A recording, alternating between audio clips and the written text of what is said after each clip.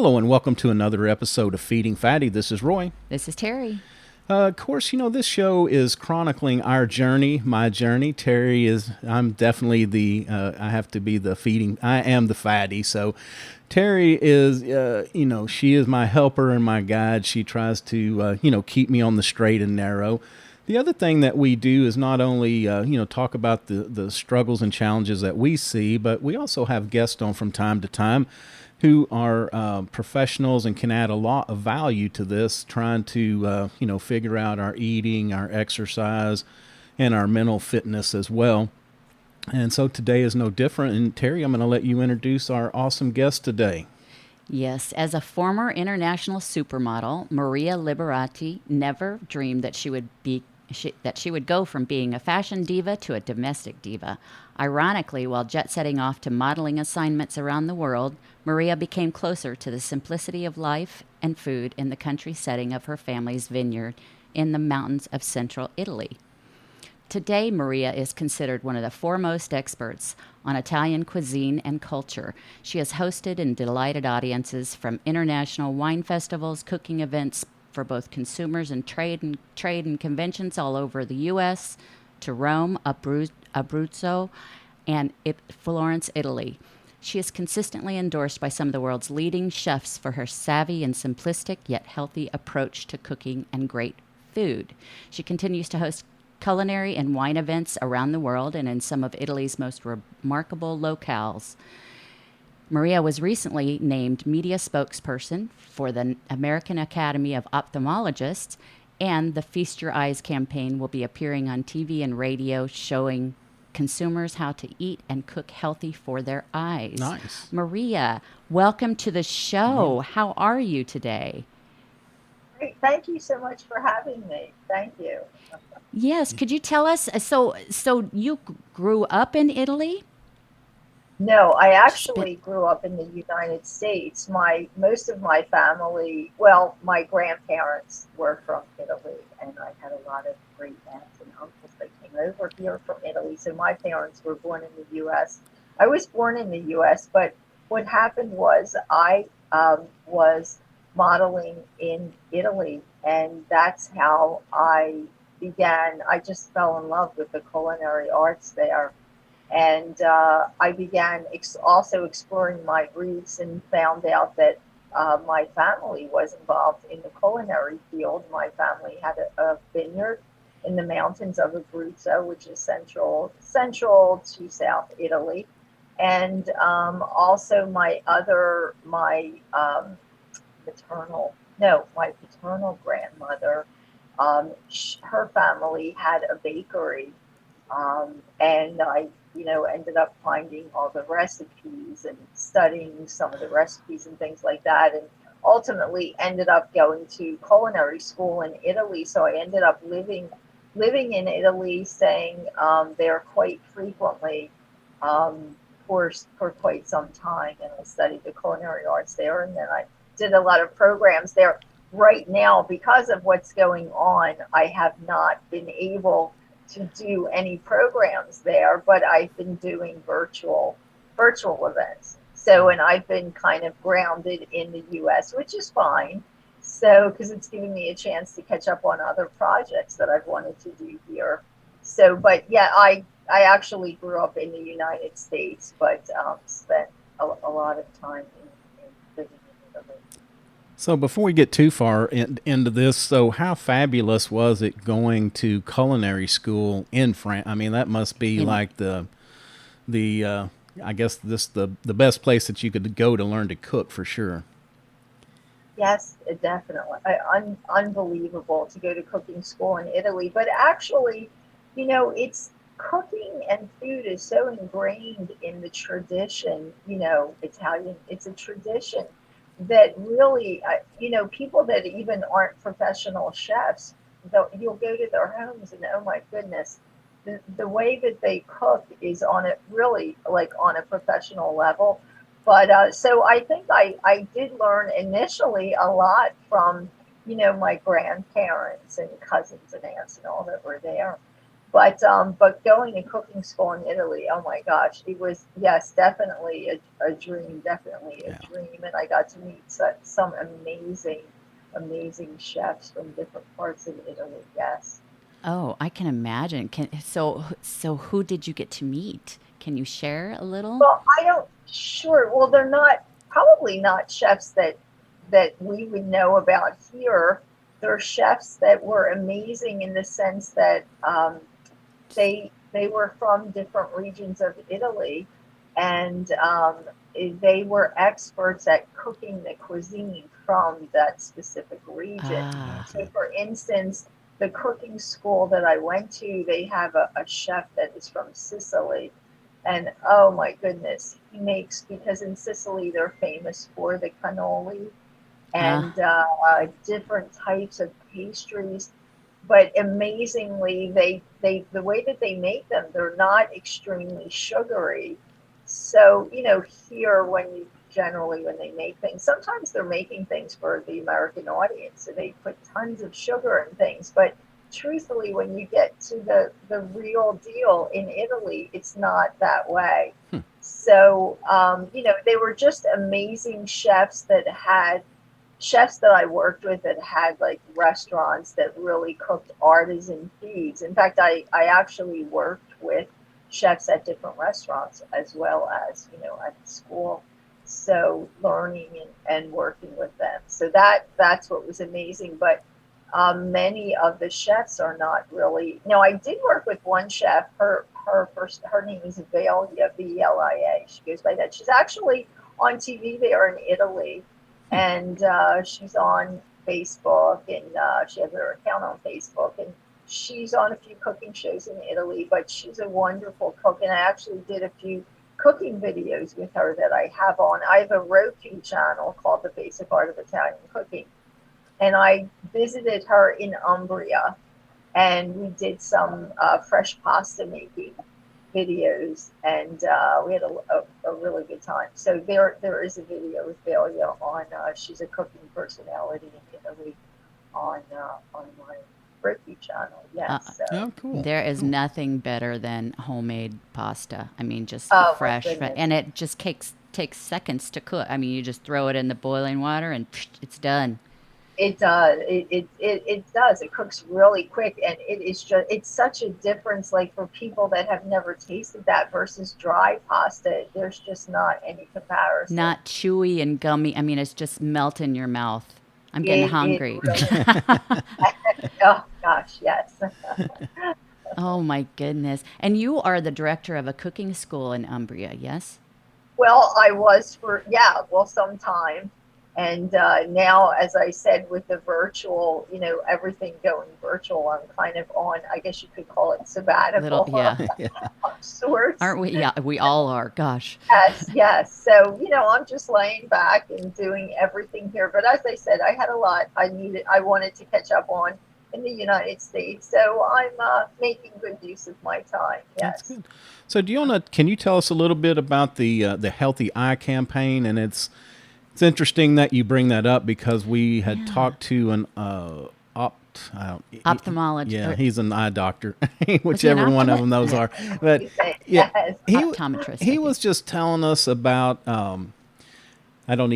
I can't even explain it, but something about the back of the eye and the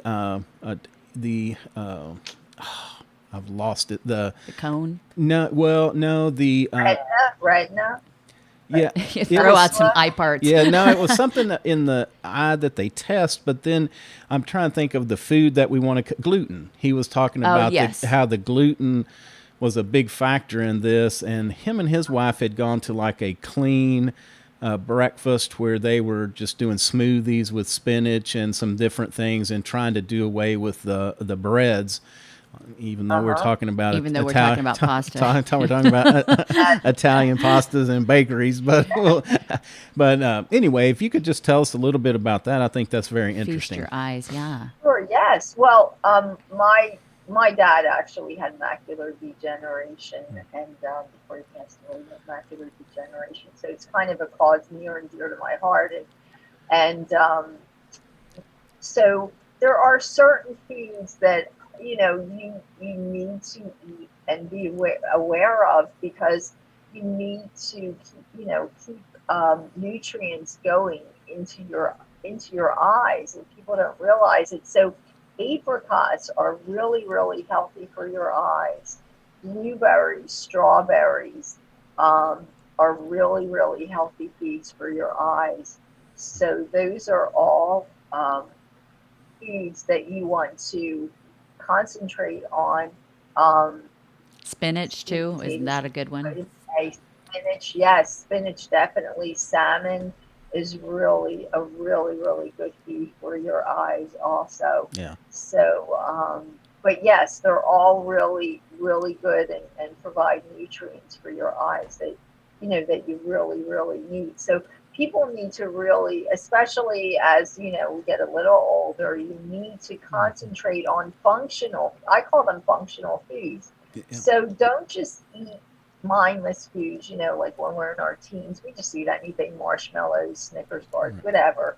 We're not really, we're looking for I guess, the thrill of the excitement that you get when you eat a chocolate bar or something. But what you need to do is, as you get older, you really need to look for these functional foods that not only satisfy your craving or your appetite, but foods that also have a function in your body and really help your body. So, you can only eat so many calories a day.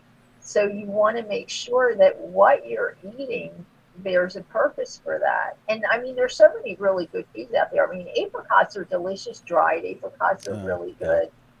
Um, and there are lots of different things. You can even put chopped up dried apricots, put them in your salad. Pomegranates are really good. You can put them in your salad. Blueberries are absolutely delicious. Put them in a salad, or have some yogurt, or um, have, you can just snack on them. Really, blueberries are so sweet, and strawberries too. So Yeah, and I think that's one thing that, when we started kind of going down this path, I knew years ago I was eating bad, a lot of fast food and things that were easy to put together quickly. And so I tried to make yes, up for that by taking a lot of supplements. And, it's better. I'm not saying supplements are bad, but it's always better if we can get those vitamins and minerals from the food source. And so once we started trying to clean my act up a little bit, we had we got an app, and I was really surprised at the diet. Even though we had made a switch and were eating better, we were uh-huh, still missing out on so many macronutrients. And so, kind of talking about that functional eating is right, we have to balance our calories, our proteins, and me. I'm a type 2 diabetic, so I have to watch my carbs and sugar intake. But it's also very important to kind of to look at these micronutrients to make sure you're getting enough, because they have a lot of functions: our eyes, our hearing, our brain health. And I wish that we could wish as a younger person that I would have listened, or that kids would listen to us more when we try to tell them that, if you will eat healthy, I think you will live a longer, healthier, more enjoyable life than not. yes, definitely. And food is actually, I think I might have had this conversation with you, Terry, when we had our conversation about how food is really medicine. It Yes. really is medicine, Yeah. and people don't realize it. I'm sorry, go No, ahead. no, I'm sorry. I didn't mean to, I just blurted out. I know I was going to say we talked about our culinary medicine Yes. virtual Oh, that's class. right. Yeah, That's what yeah. it was. Yes, yes. Yes, that's right. And food, if you start thinking of food as medicine, then you're going to start thinking of what you're eating and what purpose that food, has. So, okay, if I'm eating blueberries or strawberries, generally, if it's a plant, or, a vegetable, a fruit, generally it's going to have a function, serve a function, and it's really good for you. And the other key is, if you're looking at a package that's plastic and there's a list of ingredients a mile long that you can't even say, you can be sure that those, whatever it is, does not serve any function in your body Right. and is not good at all for you. So the key is to eat real food. That's the key, real, real food. And Organic. I think that was the thing that I really loved when I started living in Italy was um, everything was just a lot fresher.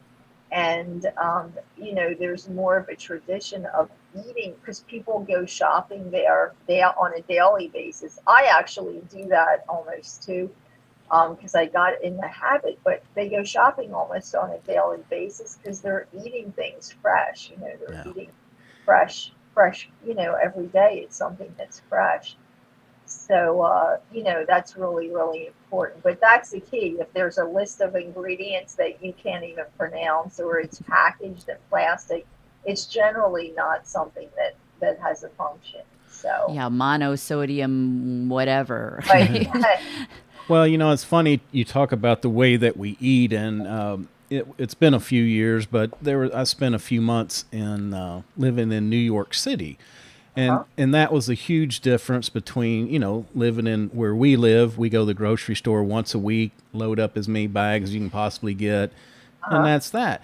But Uh-huh. there, what I kind of learned was, we stopped by the little bodega every night to pick up exactly what we were eating. So it was much more fresher, and we didn't have the waste.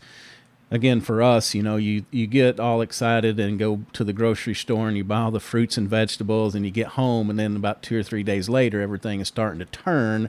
So there's always a lot of waste as well. But anyway, I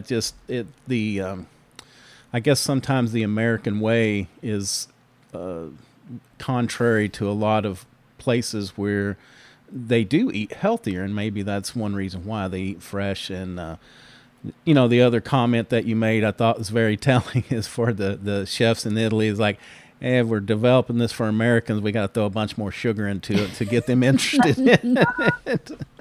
Yes, they do that. I know, bakeries here, like Italian bakeries. Sometimes when you'll find one that's supposedly an authentic Italian bakery, and again, we're talking about being in balance or gluten free, but they're not gluten free. But although there are some that are doing some gluten free things now, which are really interesting. But the thing is, yes, there are a lot that know the American audience, and they know if they don't put pounds of sugar in something, that the Americans are going to be like, oh, where's the sugar? And the thing is, like, as I said, when you're in Italy, I myself am not a fan of loads of sugar. I don't like really sugary things. So a lot of the things that I will eat in Italy, or at least enjoy some of the desserts and things, are things that I would never eat here because they're here. It's just like Just too syrupy. sugar. Yeah. So, but they balance, and again, it's just all about balancing out. It's just really enough sugar to complement the other flavors in whatever the recipe is. And I think here too, we're so spoiled. We're so spoiled. Where there's only been so many years, that people are fine. I mean, before World War II and all of that. So there's a history of, poverty and not having the ingredients and things. So they basically learn to be sparing, and I mean there's a reason for that too, and to eat healthy. And here we're so spoiled, and just in using pounds of this and pounds of that, and there it's much more of a tradition of eating healthier, and not wasting things, Yeah. and overusing things either. So I think that's some of the reason also why, there's the way, we're eating, because we're all kind of more spoiled here and tend to waste things more. So, Yeah. Yeah. So a couple things that you mentioned that may want to talk about is you mentioned the gluten, of course, and that there's I just have started hearing a lot of chatter. Maybe I've just started paying attention about gluten and gut health, and then they have the leaky gut thing. but also inflammation. And inflammation is, I don't know why it seemed like the last 4 or 5 months I've really keyed in on that it is the basis for so many things that go bad in our life and or with our body and our health. But one thing I noticed is I overdid eating something that I may have a little food allergy to, but my eyes were really inflamed and puffed out and swollen. Uh-huh. Yeah. Wow. So yeah, you definitely want to avoid whatever food, Yeah.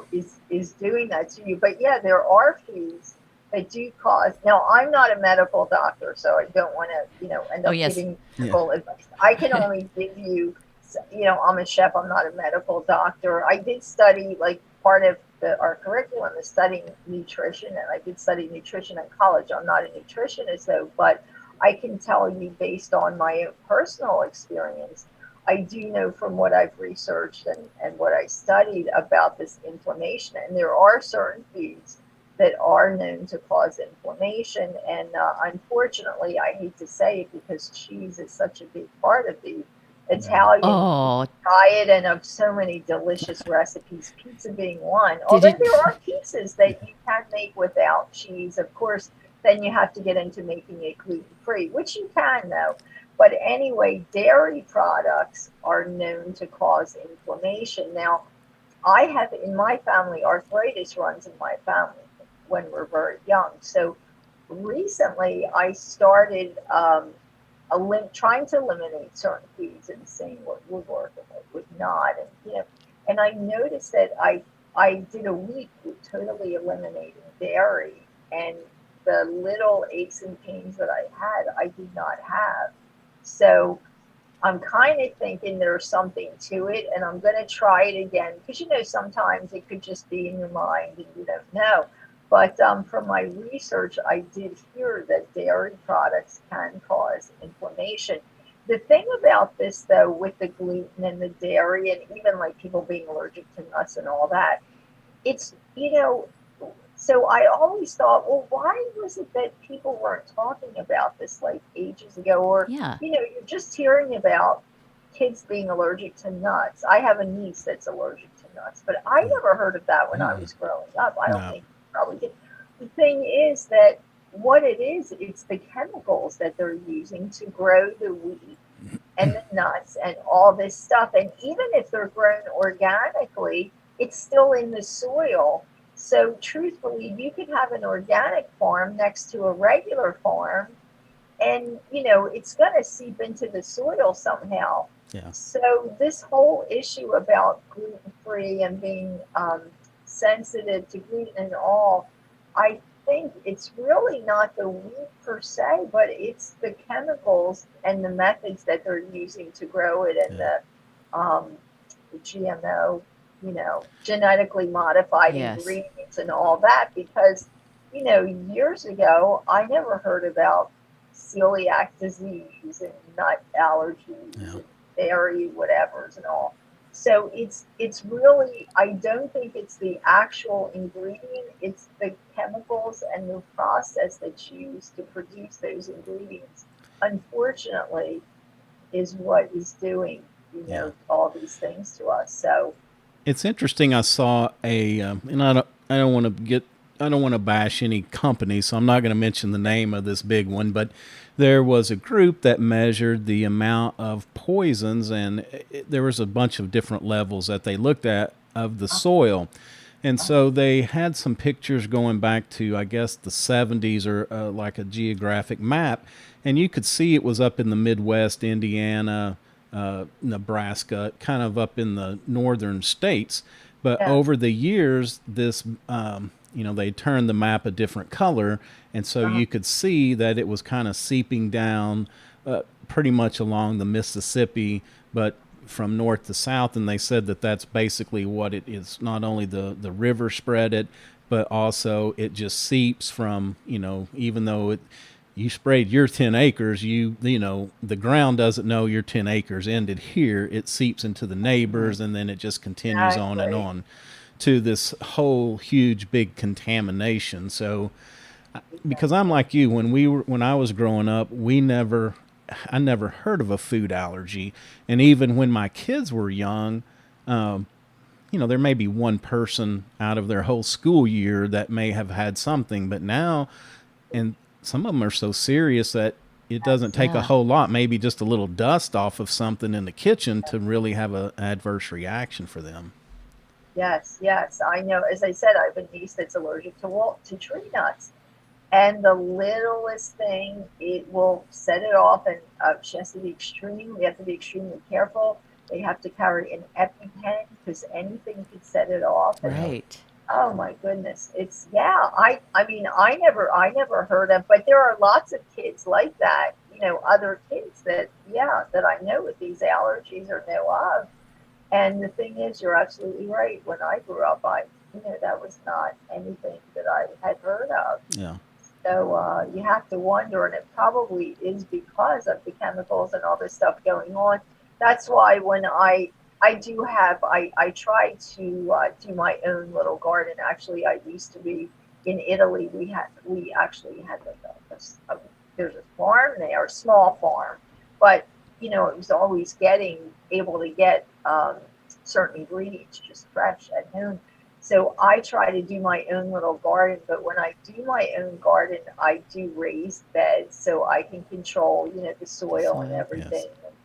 And I don't know of any treatments that were put into my land, but who knows if somebody did it before, or somebody nearby, has something and it's seeping into the ground. So I just do a Yeah. raised garden bed that I grow my vegetables. Well, and talking about kids, we were talking the other day with and I'm not sure if it may have been you in our previous conversation or another, somebody else in life. Unfortunately, we talk to a lot of people every day, so that starts running Yeah. together. But they were saying that the incidence of cancer in kids is far outpacing the incidence, or well, the growth rate, I guess. The growth rate in kids with cancer is outpacing the growth rate in baby boomers with cancer, and they had linked this back to diet. Now, again, we always profess we're not doctors Yep. and we're not scientists, and always seek out your medical professional to get advice, things like that.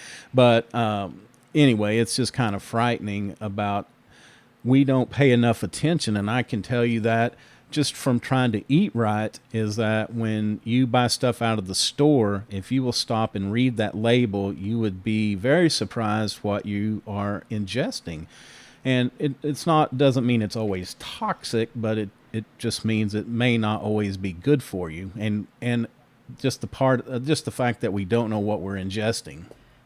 Exactly. Right. That's And like you said, if you can't pronounce it, I mean, it's probably not something that you want to be putting in your body. Yeah. Exactly. And it's, people are always looking for these pre-packaged snacks.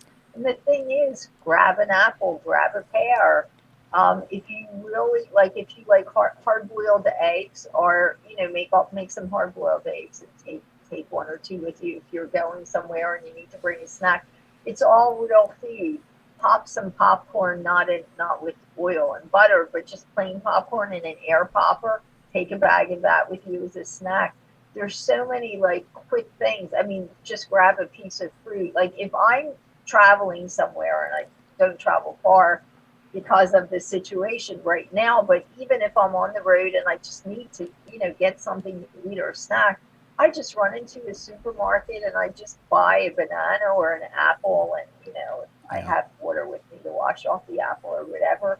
And I mean, that's a snack, but people tend to, when they want a snack, they'll go to the store and go to the, potato chip and taco chip aisle and all these different chips, heavily fried and with lots of chemicals. So people need to start thinking, snack. There's so many simple foods that you can on. Even a baked potato, Right. make a potato. You can take a baked potato with you for a snack too. Much better than eating a potato chip. But there's so many real things you can eat: raisins, dried fruit, nuts. Just like raw nuts are really good for you. Also, they're actually a really good functional food. Raw organic sunflower seeds, raw pumpkin seeds they're all really good for you. They actually help with inflammation. And so I generally carry, I'm a sunflower seed addict. Actually, my dog even loves them because she likes to copy everything I do. And they're good for her, I checked. So, but, I just I love them. They give you lots of energy and they are really good functional food. Yeah, that's a good another good point is some foods that give us that energy. Nuts I know in the correct quantities are really good for us, but because that's kind of I think that's where tend to fall off the tracks more is we do good at breakfast, we do good at lunch, but then about 3 o'clock in the afternoon, you kind of have that sinking spell, and that's when I would probably always reach for the poor snack. And so, these fruits and nuts are always a good way to kind of pick up that energy without doing a lot of damage to yourself. What was that cartoon we posted the other day? You had what was it? A snacksident? Oh, yeah, snacksident. Had a snacksident. Oops. That's good. Yep. And what I was going to say though, the thing is when you eat nuts or when you go to purchase the nuts, make sure they're raw and they're not Salted. like fried in, because if you go to the grocery store in the regular nut aisle, they have all the nuts have been fried and salted. Most of them, unless they're like raw and organic, you want to get them that don't say that say or if you turn the package over, you want to make sure there's no oils that were added to them that they were fried, because that actually makes them really not good for you, and then it also adds a lot more calories, and they're probably cooking them that way probably alters the good things that they have in them. So it's not going to do you any good, and it's just going to be like eating empty calories. So you want to make sure that if you're eating nuts too, they're like raw and organic. Those the nuts are better that way and not salted. Right. So what about what about like in Italy? I guess in the cities they've probably gotten as bad as we are, but in the countryside, what are their eating habits? Big breakfast, big lunch, big dinner. I know that most of the Italian families that I know, it's they usually have at least one big family meal a week where everybody comes over, and it's just food crazy with all the different foods that are there. But it'd just be interesting to understand other people, because I think most of the time other countries are a lot more healthier than we are, and probably has to do with what they eat. Well, it's what they eat and their tradition, their way of eating too. That's really what, so yes, in Italy generally, I mean, they're getting, because everybody wants to be like the other side of the fence. Everybody wants to be like everybody else. So, there's lots of fast food restaurants now in France and Italy, so they're, starting to kind of eat that stuff. But the traditional way of eating is that you have a really light breakfast and a really late dinner, and your main meal, which is actually the better way to eat, is for lunch. So you're going to sit down like about 1 o'clock, and you have a larger meal at lunchtime. And usually people do, the one thing that I love there is, even when because I did a TV series there, and with a crew that an Italian crew. So, no matter what we were doing or it was all at 1 o'clock, everything just stopped, and you sat down for like this wonderful meal, for an hour. There's no rushing, like, oh, we got to get back, in 10 minutes. Everything, you just sit down, and it's like at least an hour to 2 hours. Right. And and that's the tradition. Usually, like from about 1 till 2, they take the time to really enjoy the food. And then for dinner time, the only thing that I don't like, the one tradition, is they do eat dinner late at night. And it's not really healthy to eat late, but they do eat very light when they do eat. So they may eat dinner, say 7 o'clock is like early. So when for them. But when I would, wherever I would be, usually friends or family, just for me, they would eat dinner at 7 o'clock because they know I'm used to eating at Yeah. 5. Wow. But so 7 o'clock, but it could be 8 o'clock, 9 o'clock, 10 o'clock. In Spain, they actually eat dinner like 10 o'clock. Oh, yikes. Oh my gosh. Yeah. But the one, the healthy things are like a light breakfast, because then they're going to eat. And their breakfast is really light. It could be just a little bit of yogurt and a cup of coffee. Sometimes they will have a small pastry with, and when I say coffee, I mean an espresso or a Yeah. cappuccino. Good one. Sometimes they'll have a pastry with a cappuccino or an espresso, and but then it's the large lunch. And yeah, once a week is usually, and that's the key too. People think these gigantic spaghetti, dinners and lasagna and ravioli and all that. And usually the Italian tradition is they're meant to be foods that are eaten at, just for like special occasions, or like once a week type of things. So it's not like they're going to be eating these, heaping portions of lasagna every day of the week.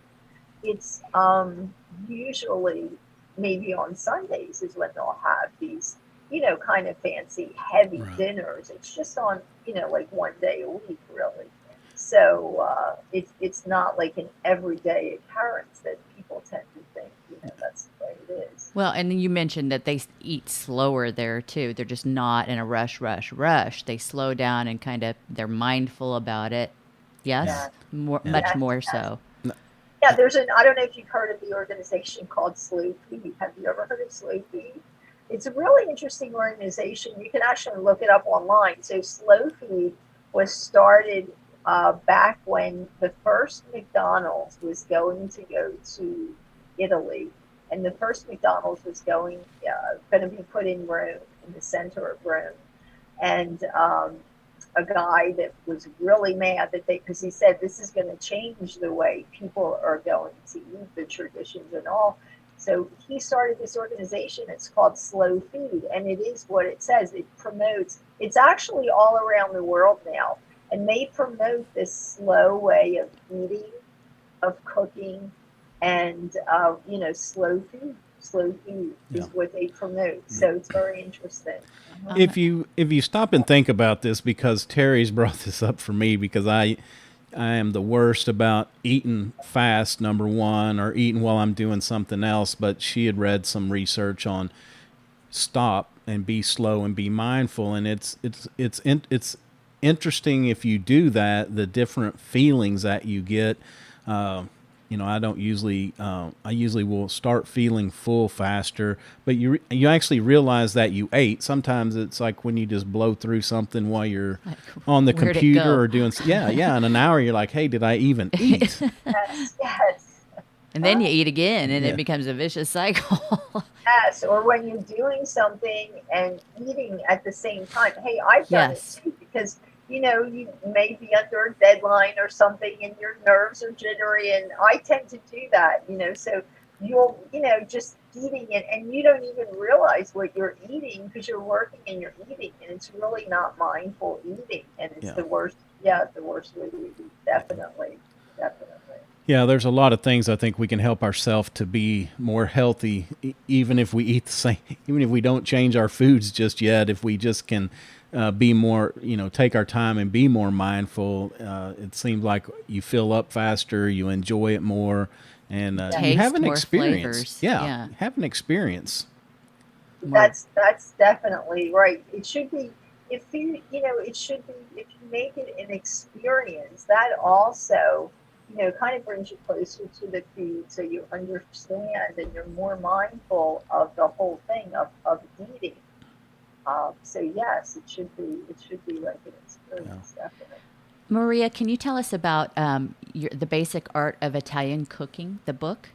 Yeah. Oh, yes. Thank you for asking. So it's a series that I started when I was living in Italy, and came up with the title because when I, studied cooking, European cooking is all very interesting.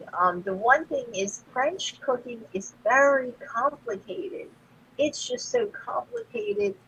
some of the fancy restaurants, it takes like 4 or 5 chefs to make a dish.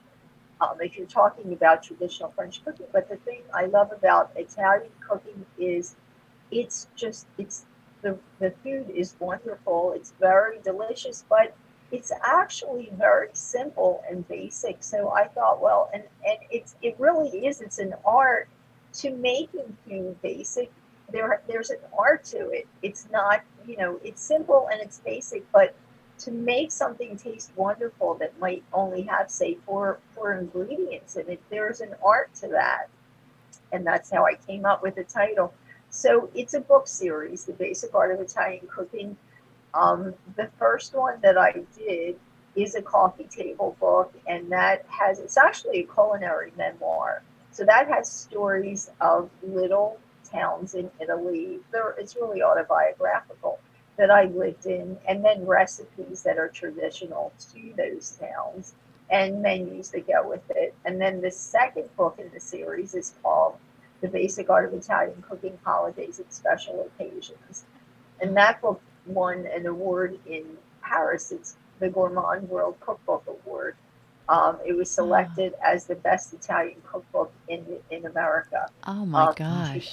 2010. And that book has recipes and, again, culinary memoir stories that go from Christmas Eve. It's 10 chapters. Each chapter is a different holiday. It goes from Christmas Eve to Mardi Gras, which is to Carnival, which is like our Mardi Gras here.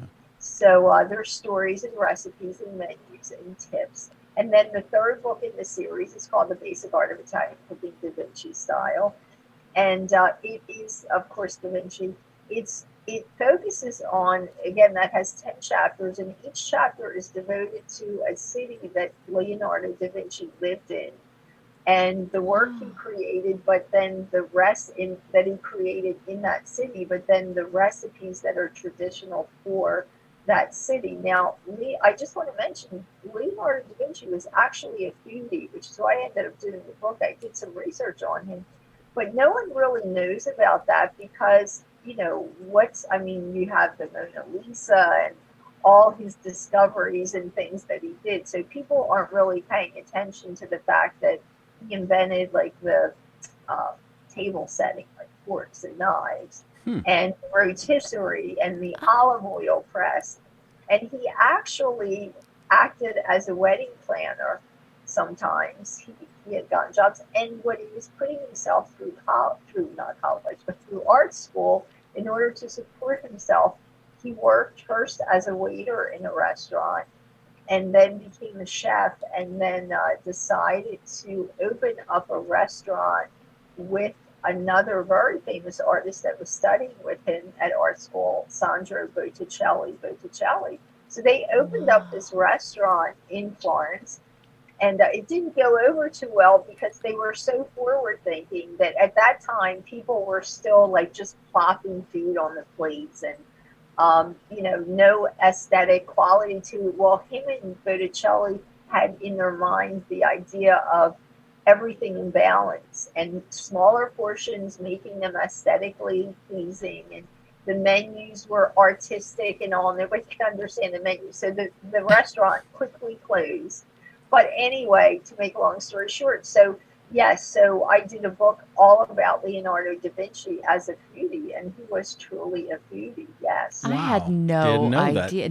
I knew none of that. And the Mediterranean diet is really based on his principles. His principles was to have everything in balance. He always said that I balanced the colors on my canvas, and the food on your plate should be in balance, just like I balance the colors on my canvas. So the Mediterranean diet is really based on a lot of his beliefs and his teachings. Interesting. So really, really interesting. Yes. Wow. And when does the third book come out? Basic Art of Italian Cooking, Da Vinci Style. They're all out. I have the book that I'm working on that will be coming out in September. It's called The Basic Art of Italian Cooking Diaries, and they're actually diaries that I did when I was living in Italy. of my experiences there. Again, it's a culinary memoir and lots of different recipes. So that will be coming out in September. But yeah, the one on Da Vinci, that's out already. And you can find those books on my website at marialiberati.com, or really anywhere you can find books online. So, And but yes, let's spell Liberati for them. sure. It's L-I-B like boy, E like Edward, R like Robert, A like Apple, T like Tom, I like India. Okay. So it's marialiberati.com. Or Okay. they can look up the basic art of Italian cooking and find that online too. Yeah, and we'll be sure and include all those in the show notes, as well as we'll put that up on the website, so they'll be able to easily go over there. And one more thing I wanted, excuse me, No, go is ahead. you also have a podcast as well. Yes, the Maria Liberati show.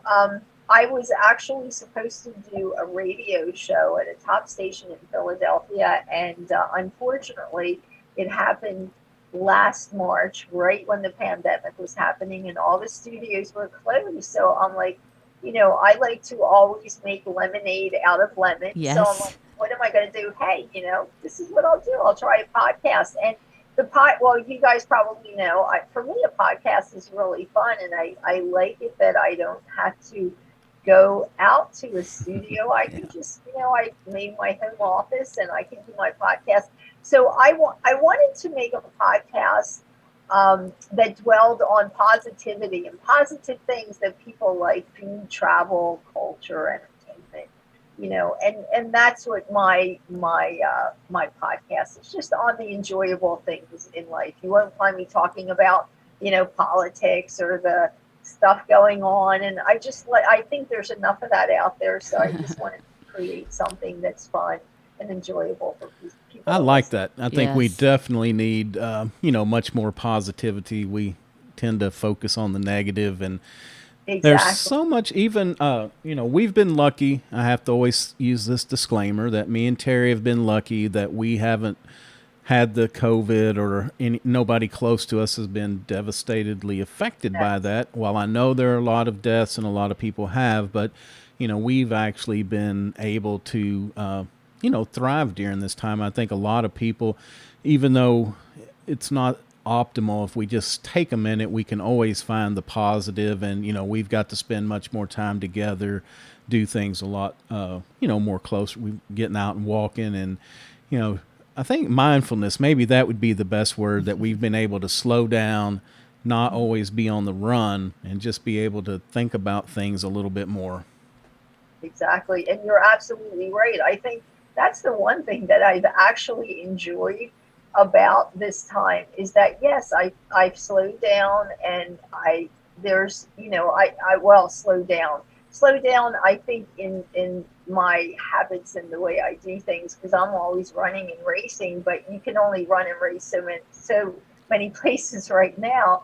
So, I've kept busy, but yes, it's enabled me to enjoy more. I'm able to spend more time with my dog, and we go on walks, which I just absolutely love, being able to be outside, or even spend time outside in my farm, as I said. And I've been able to do more with my little farm as well. So yes, I think there's been some positive, and I think people, exactly. I mean, yes, I know, and my heart goes out to anyone that's had any bad experiences, But Oh, luckily, as you said, no one close to me had any bad experience with it, and we've all been healthy.